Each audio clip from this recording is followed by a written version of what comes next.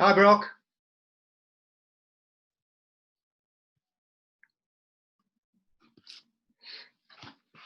Hi, Brock. Hi, how are you? I'm very well. How are you?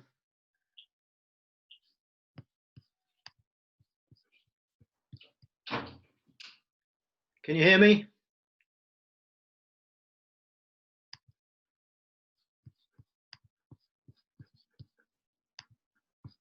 Can you hear me?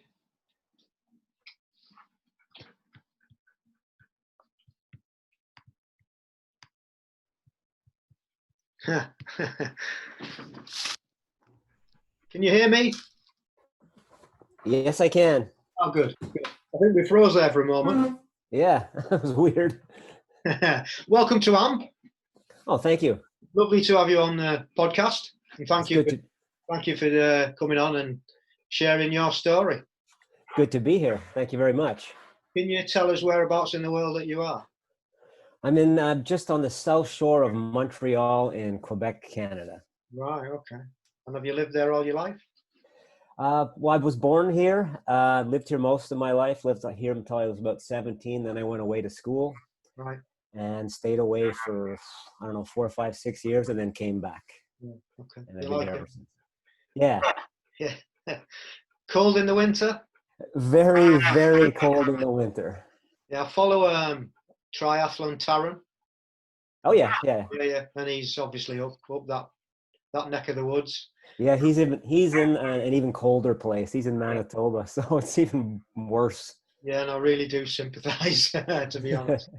But it must be quite fun to try and get your training around when it's that cold. Well, when it's that cold, cycling at least for sure is all inside. I mean, you can't. It's too dangerous to go outside. You'd kill yourself. Of course. Yeah.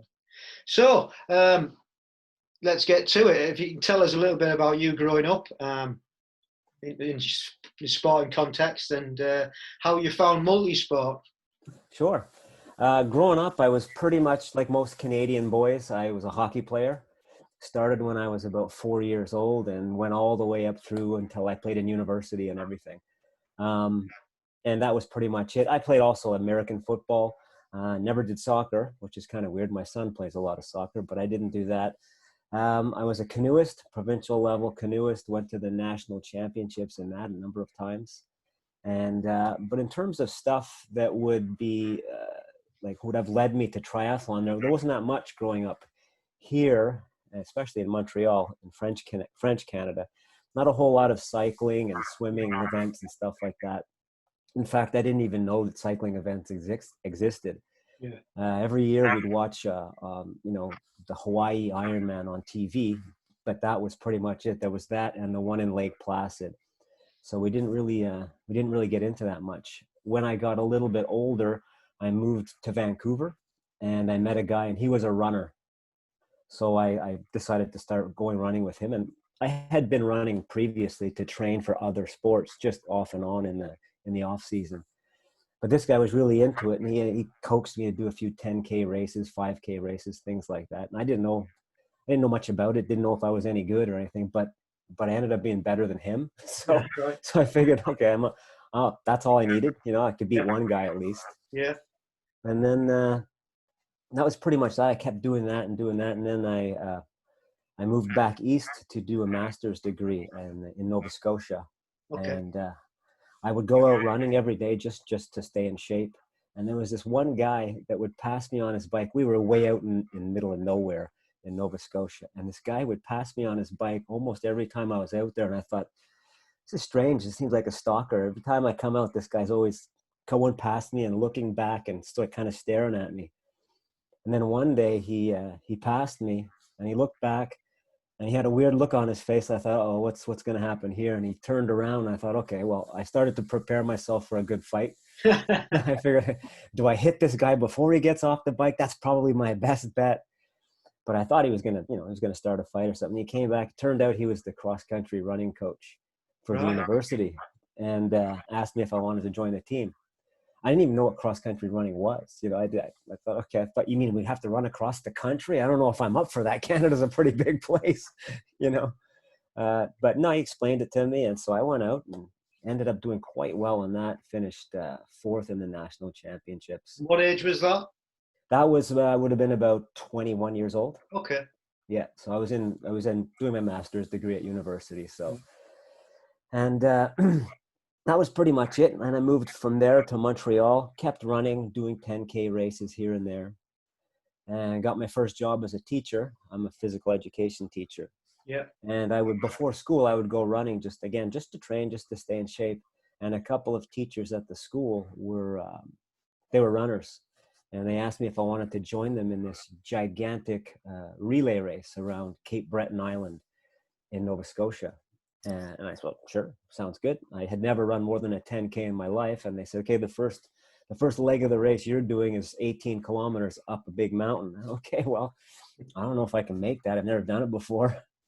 And I did well, came in second, and I did another leg of the race. I think I came in third or fourth in that. And then after that, I came back home to Montreal. My brother had been training for a marathon in Right. Quebec City. And marathon, I didn't even know how long it was. I just figured that's people do that distance by car. That's just way too long. I can't even imagine. And he coaxed me. He said, yeah, you probably have time. Why don't you sign up for the race with me? I had about 3 weeks left. So I said, okay, well, whatever. I joined the race with him, and we made a pact at the beginning of the race. Look, we'll stay together just because, I don't want to get dropped here. And we started out, and I was a bit worried because it seemed like I feel like I'm dragging him down, like I'm holding him back. So I told him, look, if you want to go, just go. He said, no, we'll stay together. So we kept running and running. And I noticed that the pace was really slow.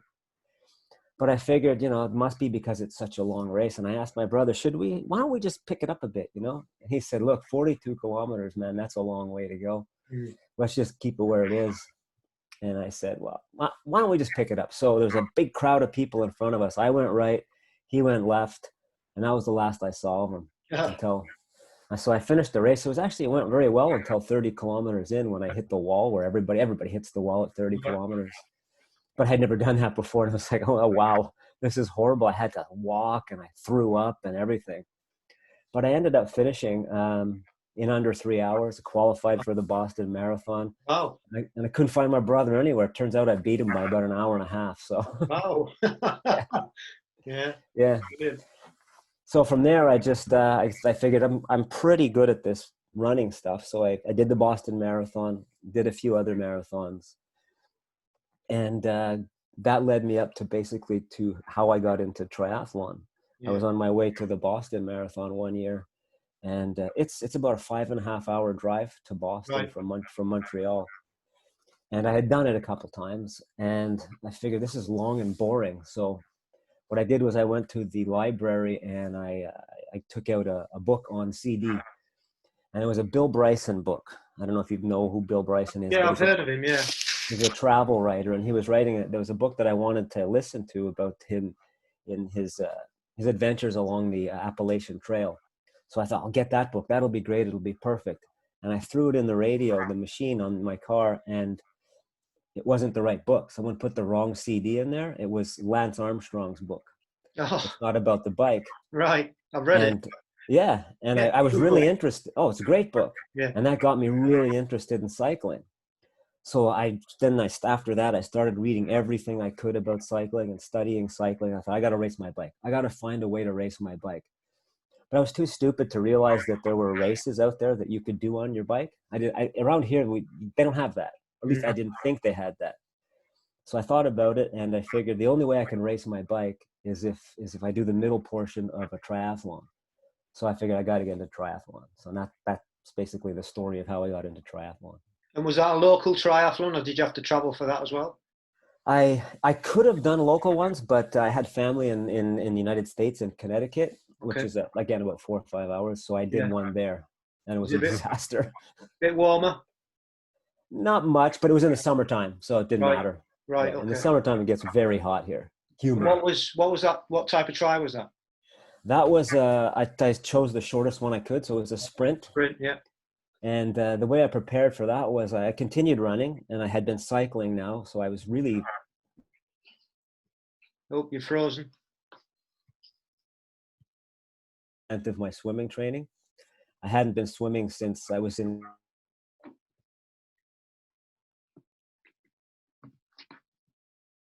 And so I figured I have a wetsuit now.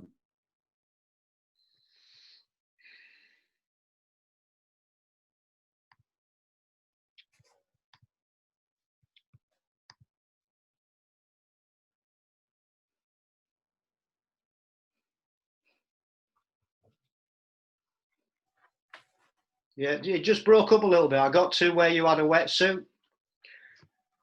Yeah. So again, I was too silly to understand that I should have been actually swimming instead of just buying a wetsuit. Right. And so when I zipped up the wetsuit all the way to the top on race day, which is the first time I did that, Yeah.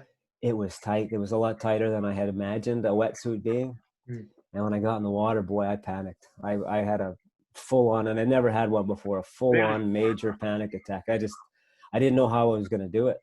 Yeah. And I ended up starting to swim, and every buoy and every kayak that I came across, I just held on for dear life. In fact, I remember the first kayak, I grabbed onto it and I looked at the little teenager who was paddling it, and I said, "Am I allowed to hold on?"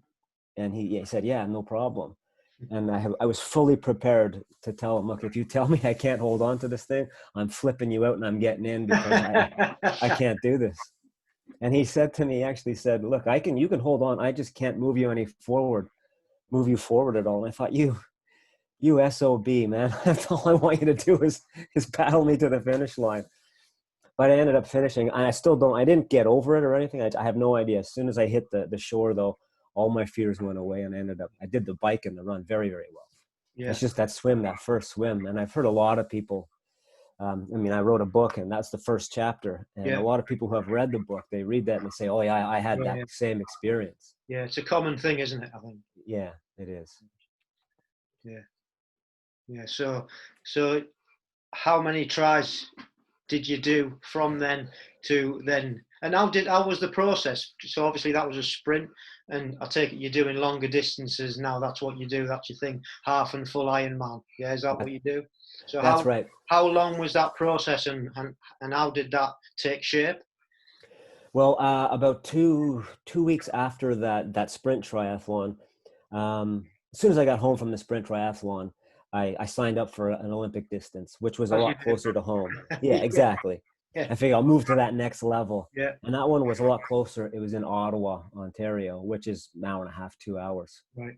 from where I live. And but I was still a little apprehensive about the swimming, so I figured I gotta get better at this, because that can't happen again. So I did two things. One, I wore my wetsuit all day, every day, just so that I would be used to it, even though it was like 32 degrees outside. I was sweating like crazy, I almost killed myself. And I have a pool in the backyard of my house here. It's an above ground pool, the big Okay. sidewalls. And so I figured, okay, I got to do something there. So what I did was I put my feet over the edge, and I just tried swimming until my feet were bleeding. So that didn't work. Then I tried just swimming back and forth, but it's like it's 20 feet across, so Yeah. it's too. Yeah. And go against the very small jet where the water comes out. Mm.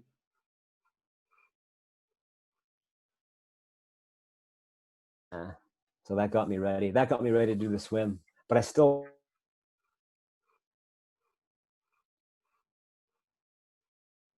brother into joining the race with me. Yeah.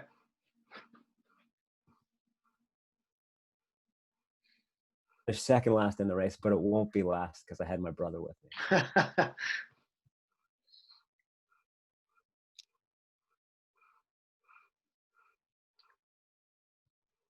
There we go. Yeah, well, I think we're back. No.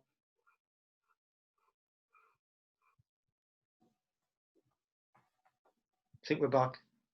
No.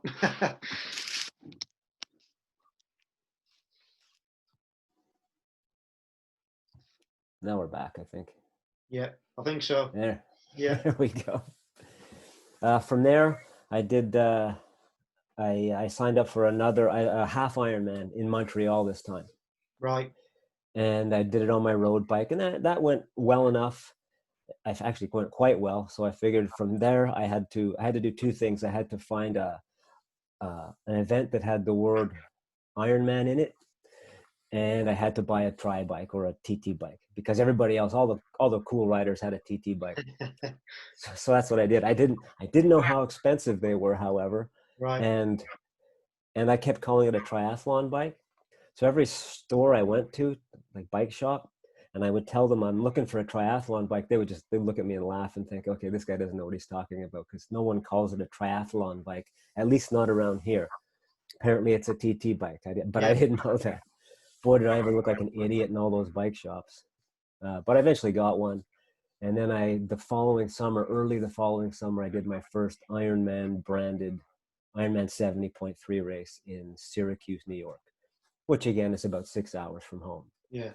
And in that race, that's when I first qualified. I qualified right away in that race to do the World Championships. Right. Okay. So my progression was really quick. Yeah. And in fact, they were the World Championships that year. I can't remember the actual year. They were in Las Vegas. Right.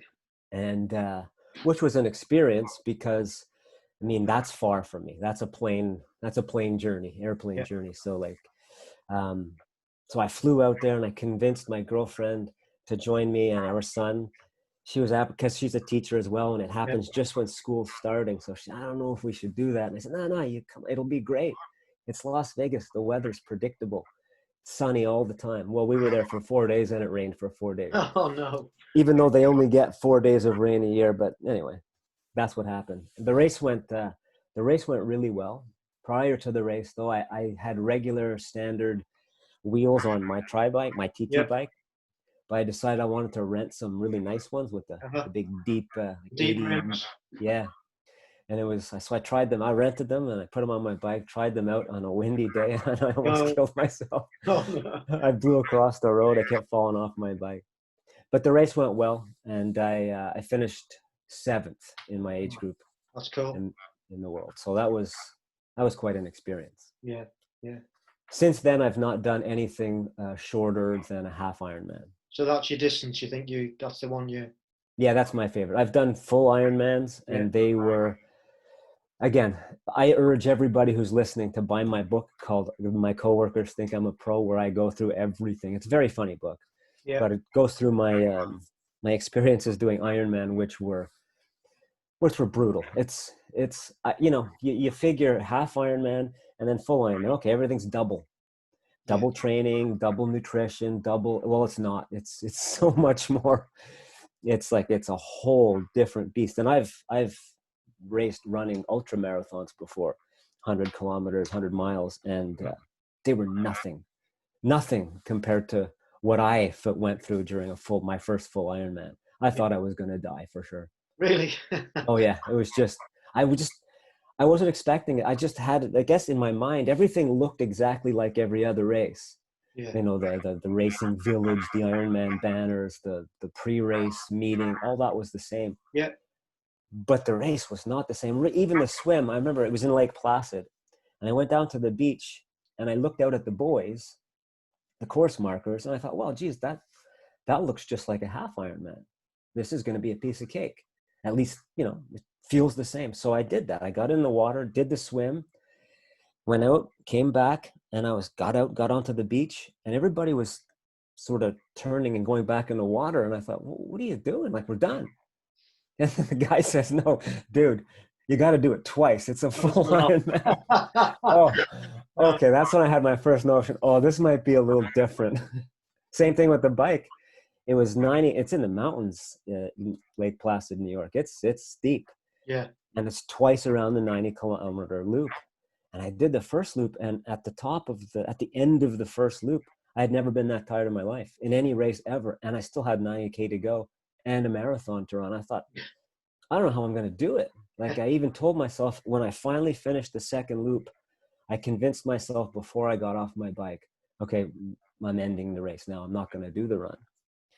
But I had to go to the bathroom really bad in transition. So I did. And it was a number 2 and it was brutal. But I felt good afterwards. I felt light. My suit fit better. So I decided to do the run. And then early in the run, there was one of these salt stations, like Yeah. base nutrition salt. And a girl was handing them out. And I figured, I felt good at the time. She said, do you want one? And I told her, I'm a public school teacher. If you're giving it for free, I think I'm required by law to take it. I mean, if it's free, I'm going to take it. So she gave it to me. And then she asked me the weirdest question at the time. I thought was the weirdest question. She says, do you know how to use it? And I looked at her, well, I'm not an idiot. It's something you put in your food, right? So I know how to eat. Yeah, I'm fine. And I downed the whole thing. It's about the size of like a lipstick, and it's full of salt. But I didn't know. So I just flipped the cap and I put the whole thing in my mouth, all of it. And instantly every ounce of water in my body just sucked up, and I looked like a 90-year-old man with wrinkles. And I thought I was going to die because my throat seized up, and I was a mile away from the next aid station. And I got there and I finally drank and drank and drank. Later on in the race, I passed another one of these booths, and I said to myself, there's no way I'm taking that crap again. That was awful. But there was a guy beside me. He said, I'll take one. And the lady asked him, good, do you know how to use it? And he said, no. And I remember looking at him thinking, are you stupid? I felt so, I had nothing for this guy. I thought he was an idiot. Like, how can someone be so stupid as to not know how to eat? And he said, no, how do you use it? And she said, well, what you do is you pop the cap, lick your finger, dab a little bit of salt on the tip of your finger, and just touch that on your tongue. That's all you need. You definitely don't want to eat the whole thing. That would be silly. Yeah. And so I thought, okay, well, now I guess who's the idiot now? Yeah. But I ended up finishing. It was hard. I had to walk a lot. And walking in a race for me is, I just thought that, I felt that was weak. Yeah. But as I was doing it, I wasn't the only person walking. So, I thought, I think okay, it's well, a common theme, isn't it, in those distance races? yeah. I mean, some of them you kind of have to. And if you have to, you have to. But at the time, it was, in my head was, it's swim, bike, run. Yeah. So if I'm walking, am I actually doing the race? Can I call it racing? I'm completing the event, but can I call it racing? Of course you can call it racing. Yeah. Why not? Absolutely. So so are you coached at all, or are you totally self-coached, or are you part of a club or anything? I'm part of a team. I'm part of a Wadi Inc. Elite squad. That's the #1 amateur team in the world. Right. But as for coaching, I coach myself. Yeah. And I don't coach any triathletes per se, but at school I'm the track coach, and I'm the cross country running coach, and the swim coach. Yeah. Which is kind of funny. I'm the swim coach. I was the guy who panicked in the first race. Yeah. But yeah, I coach those things, and I have a phys ed degree, and I've been training my whole life. So then as far as coaching, that's another thing. I was at one of my first races, and I was waiting to go to the bathroom before the race. And you know how there's always a big lineup. Yeah. And everybody around me was talking about their training and their coaching, and it was intimidating me because I did it all myself. And I thought, oh boy, I'm not doing what everybody else is doing. I must be doing something wrong. And then I thought about that coaching. How can you need a coach to run and bike? Like, who doesn't know how to do that? But again, I understand, having spoken to so many people, that there's so much more to it than just going for a run and then going biking and swimming. If you want to train properly, there's so many different things you can do to get yourself faster. Yeah, absolutely. And I guess from your point of view, having the background that you've got as well, you're more knowledgeable than most people would ever be, because of your job and what you've had your degree in and so forth. So that's totally understandable from your point of view. Yeah, I would say that most of the guests that we've had on the podcast have started off exactly like we all do, uncoached, but they've all had coaches in the end. And it's just like you said, it's a progression thing, isn't it? You can take yourself so far, but then to get that next level, I guess.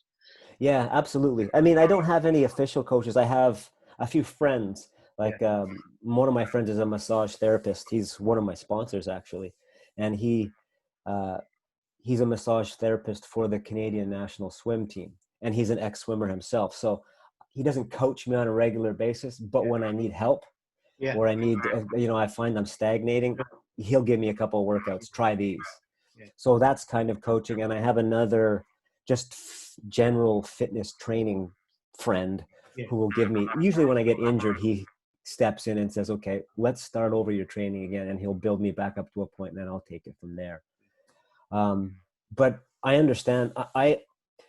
I like to do it all by myself. I don't Yeah. train with anybody. And it's not like, oh, I think I'm faster than these people, or I think I'm smarter than these people. I understand that a lot of people I should probably have a coach. It's kind of like you hear on, in the law, people say anybody who represents themselves in court has an idiot for a lawyer. So it's kind of the same thing. I have an idiot for a coach. It's me. Brilliant. But I just don't. It's also a time thing. Yeah. You work all day. I have a young son, and I get up at 3 o'clock every morning just so that I can get a good session in before I go to work. Yeah, sure. So you've mentioned your book a couple of Yeah. times so far. We'd like to give that a massive plug because I haven't read it yet. Apologies for that, but I will get hold of a copy. But I have read some of your blogs that you've done. Okay. Which are also very funny and entertaining, so they're good. So yeah, just tell us how that came about, how you got to write that. Well, yeah, as I said before, when I got into cycling, I read everything I could about every single cycling book that I could find. I read everything, hundreds of them, even ones like I can speak French, so I read the ones in French and the ones in English and everything. And as I got into triathlon, I decided, well, I'm going to do the same thing. I'm going to read every single book I can find about triathlon. But I found that in terms of triathlon books, all I could really find were training techniques and training manuals and training diaries, which are all great, but they're not entertaining. Like you don't read it for pleasure, you read it to learn something. Yeah. And I found that the books that I had read about cycling that I enjoyed the most, like Lance Armstrong's book, there's no training techniques in there. No. But it's a great story, and it's not just about cancer. The biking bits are really good. You read bike about Greg LeMond and the Badger and the fight that they used to have, and that's great. But there was nothing like that. So I decided, well, I want to read that book. So if that book doesn't exist, I better write that book. Yeah. And I remember when I started writing the book, I was watching my son's soccer practice in the middle of winter, indoors, of course. And I said, okay, I opened up my computer. I had been doing lesson plans for school. And I said, okay, let's start writing the book right now. And I wrote the first paragraph that exists in the book. And that's the only paragraph. I sat down and I wrote that in about 5 minutes. And I looked at it and said, oh, that's pretty good. But I have nothing left to say. It's all there. I don't know what else I can say. A, and B, that one paragraph is the only paragraph that has never changed in the book. There's 350 pages in the book. Every other word was changed and messed around with hundreds of times, except that first paragraph.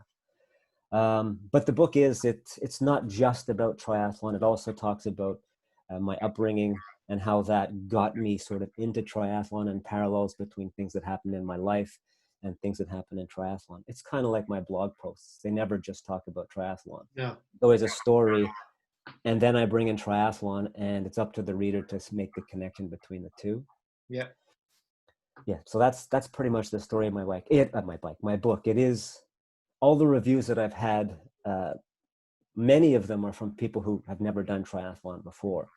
And they'll say, yeah, the things that I read in your book, I remember that.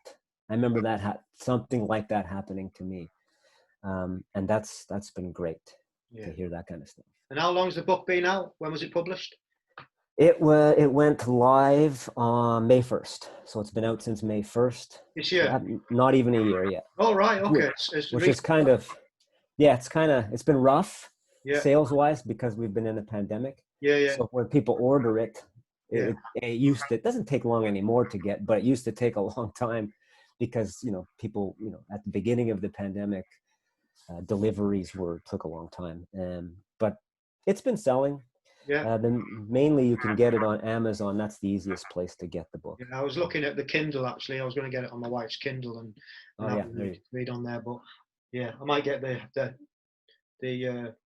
hard copy instead. I don't know yet, but I will get it because I am looking for. After reading some of your blog pages, I'm looking forward to reading it now. So Yeah. It'll be good. And there's a similarity there with you and Rich Roll. Yes. Yeah, I Yeah. listen to all his podcasts and things because he's got a story, and he's quite eloquent in his language that he uses, and he's entertaining. But his backstory, although he involves triathlon as well, is very similar to how you're approaching your book, by the sounds of it. Absolutely. In fact, that was his book, was the last book that I had finished. Actually, it was the second time I read it before I started writing my book. And not to put myself on his level, but they're very similar in our approach. Yeah. I mean, I was never a substance abuser or anything like that, like he was, and I'm not a recovering alcoholic. But the stories are similar. He talks about his triathlon and his athletic background, but it's woven in with stories from the rest of his life. Yeah. And that's the way that my book sounds as well. You seem to approach the same, the distances the same way, pretty much on your own, and you'll just go off and do it. And he's very much like that as well. He's his own person, and he'll go off and train, and that's it. That's what he does. And you sound like that's the sort of thing that you'll do as well. So. Absolutely. I find the similarity between him and myself to be quite strong in that, and it's one of the, I guess, kind of one of the reasons why I don't have a coach is because I will just get up and I'll plan out a 12-kilometer run, but I'll come home 40 kilometers later just because it was going well. Yeah. And when I'm out there, that's why I also don't train with others. It's not because I don't like people, but I have a full-time job. I have a family, and that's my only time to open up my mind to everything else. And that's where I do all my thinking, or that's where I do no thinking. Yeah. Depends on the day. Yeah. And both of them I like. Yeah. Like it's just complete freedom to get away from everything else. I don't even consider it training. Yeah. But then you come back home and I go on Strava and say, oh geez, that was a good segment, and I got the King of the Mountain there. I didn't even know I was trying for it. I think it's like that. Yeah, it becomes it's a lifestyle, isn't it? It's not a chore. It's just what you do, and it's like you said, it's a release, and it's part of your life. Exactly. It's not even. I wouldn't even call it a hobby, no. Or it's just without. It's like eating a meal, or it's like one of those things that you just put in your day and you do. Absolutely. And if for some reason, if I choose to not go running or not train, then I'm still not myself. But if something happens in my life, like a snap staff meeting after school, and I had planned on going running, if you take my training away from me, if someone else takes it away, oh boy, I'm not a fun person to be around at all. It's just like I guess there must be some sort of addiction there, because I absolutely 100% cannot live without it. When I'm injured, that's a rough time for me. Yeah. In fact, so frustrating. Yeah, I mean, I'm just getting back from a calf injury, and I haven't been able to run for a considerable amount of time, and just getting back to running now, it's just so good. I have missed it so much. Absolutely. So I can totally appreciate where you're coming from with that. Yeah. So let's hope then, from your, Rich Roll took ages to establish and develop, and his book got him to a certain point. In fact, I was listening to he was on a podcast yesterday I was listening to, and I've read the book and I listened to all his podcasts.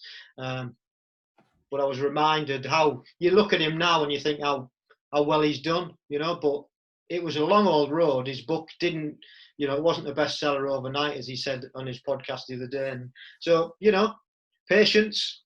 Yeah, All it needs is somebody to get hold of it, read it, and bang, off it could go. So let's fingers crossed and hope that's what happens.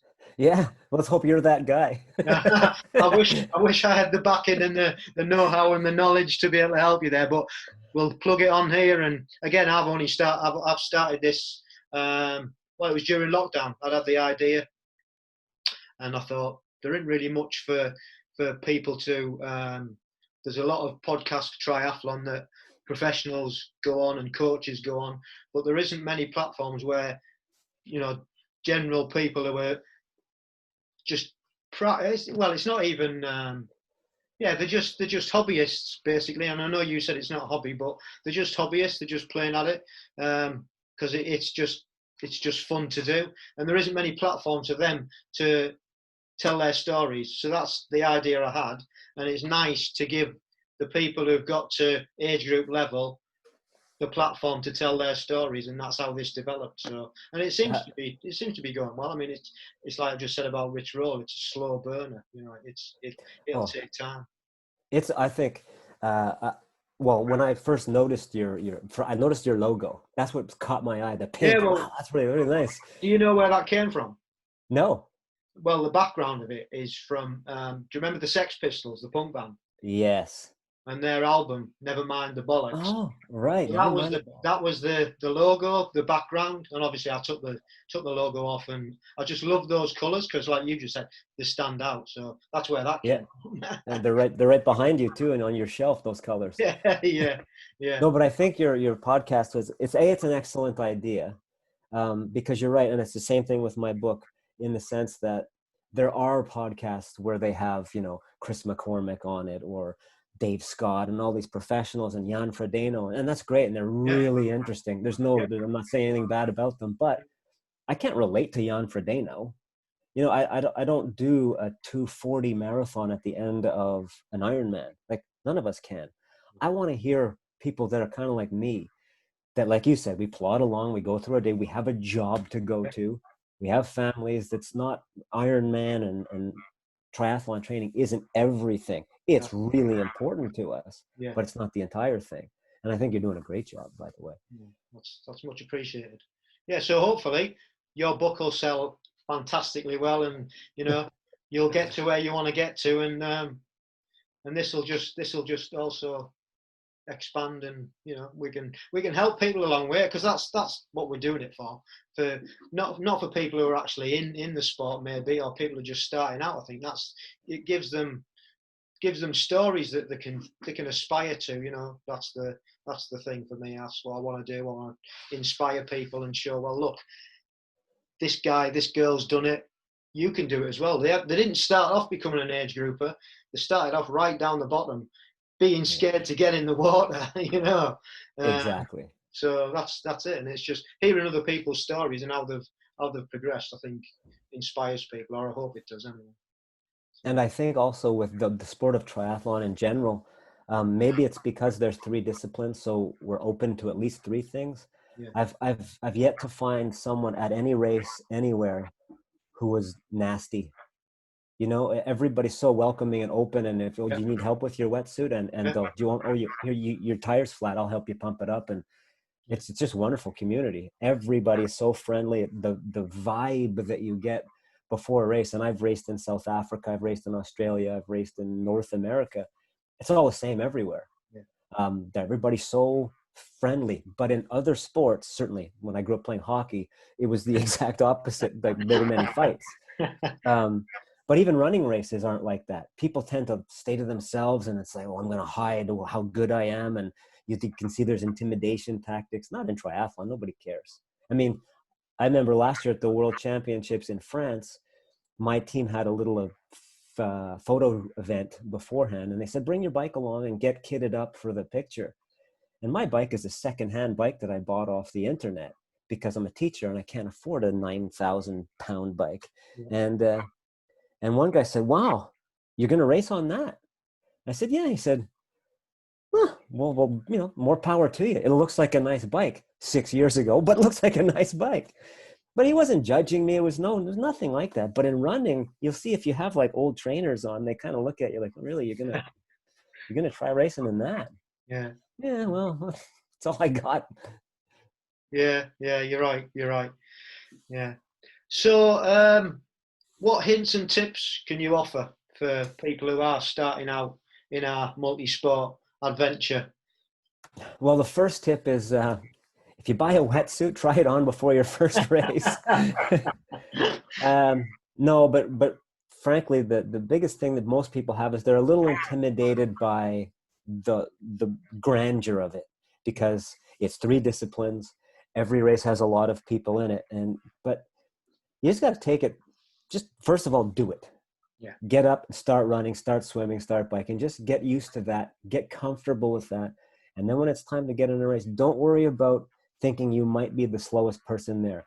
firstly, I guarantee you won't be. There's always somebody slower.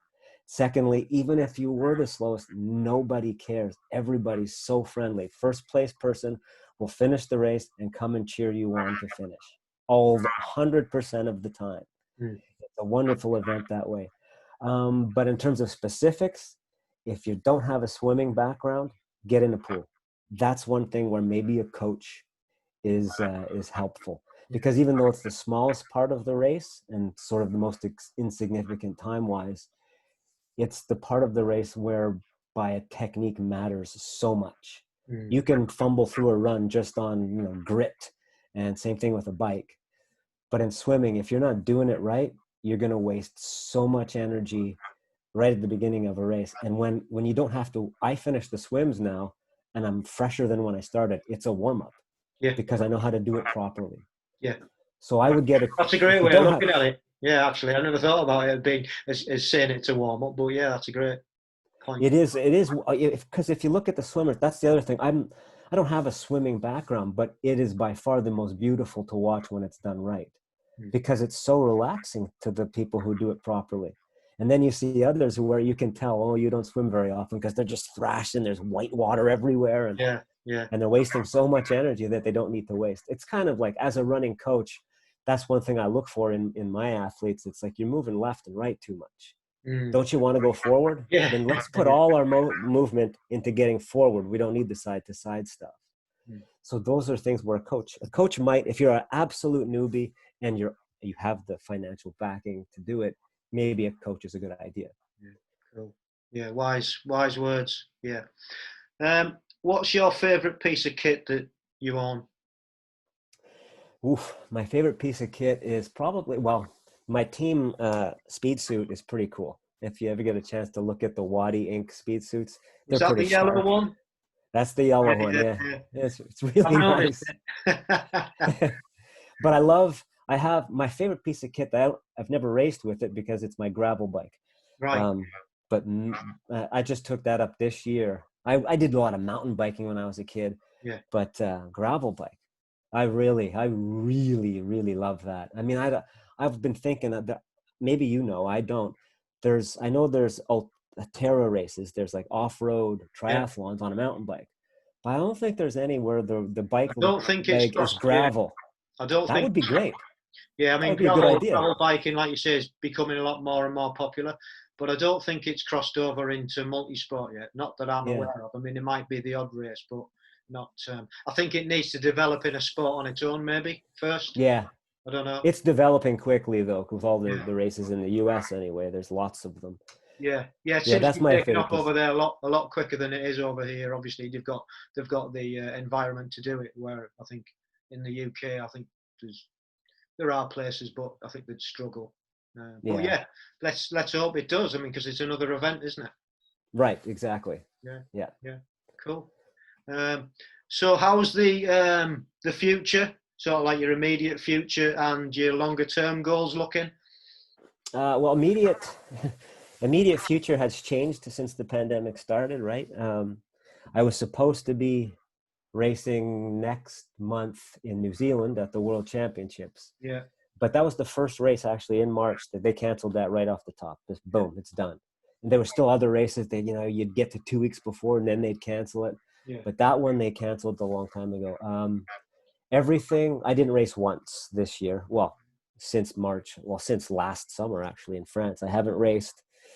But I do have plans to race. I'm signed up for Ironman 70.3 Connecticut, which is early June.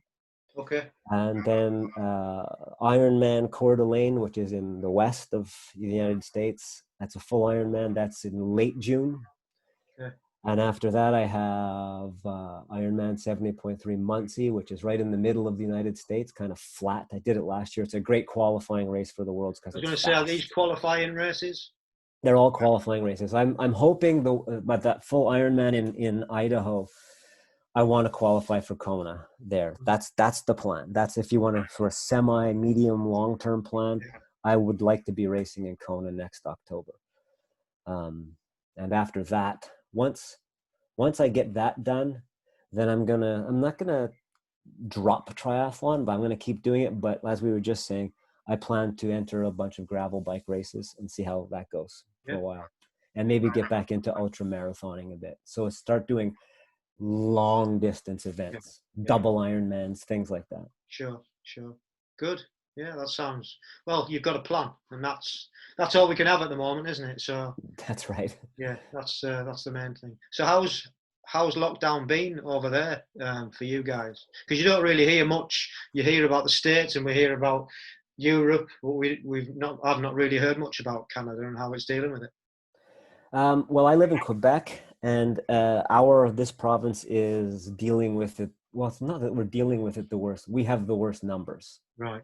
We're the most European, and maybe that's why we're very community oriented. We like to touch each other and hug and kiss on both cheeks like the French do.